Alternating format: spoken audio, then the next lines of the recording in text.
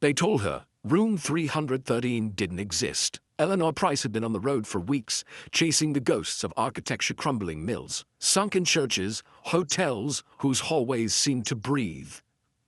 The Halloway Hotel was meant to be just another stop, a place to sleep, maybe catch the eerie charm in a few photographs before moving on. But on her second night, she saw it. Between rooms 312 and 314, where there should have been nothing but a seam of faded rose wallpaper that was only for a heartbeat a door.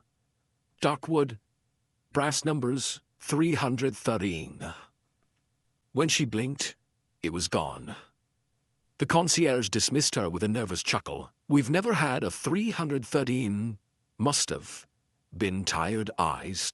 That night, Eleanor sifted through her camera. Frame after frame of the hallway showed the wallpaper. Except one. In that shot, the door stood there as plain as anything. She stared so long, she almost missed it. The numbers were shaped wrong. The curves of the 3 seemed to tilt inward, the 1 elongated. By the 4th time she checked, the brass didn't read 313. Adelit read her initials. That was when the whispers began. Through the vent, at precisely 3:13 a.m., came a voice, soft, intimate, impossibly familiar. "Ellie, find a key." Her mother's voice, her dead mother's voice. By the 3rd night, she'd stopped pretending it was a dream. She searched the Halloway's dusty lobby until she found the old guest ledger from 1912. On March 13th, the name bled faintly through the page from the reverse side. Not Eleanor Price, not yet. Just her first name, written in her mother's looping hand. She didn't remember finding the key, but she remembered the weight of it in her coat pocket, cold and old-fashioned. The door was waiting for her when she returned to the hallway.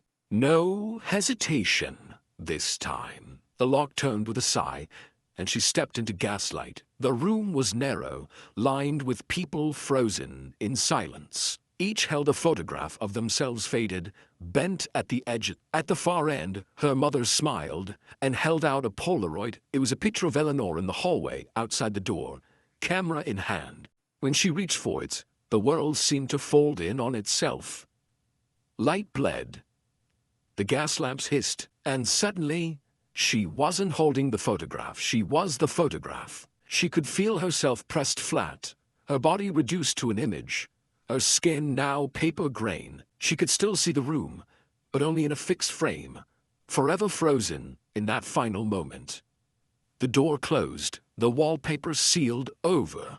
Morning came. In the lobby, the ledger now read, "Price, Eleanor, room 313. Somewhere, tucked into a drawer in the hallway, a photograph sat among dozens of others. The face in it stared out, eyes wide, still mid-breath, waiting for someone to find her.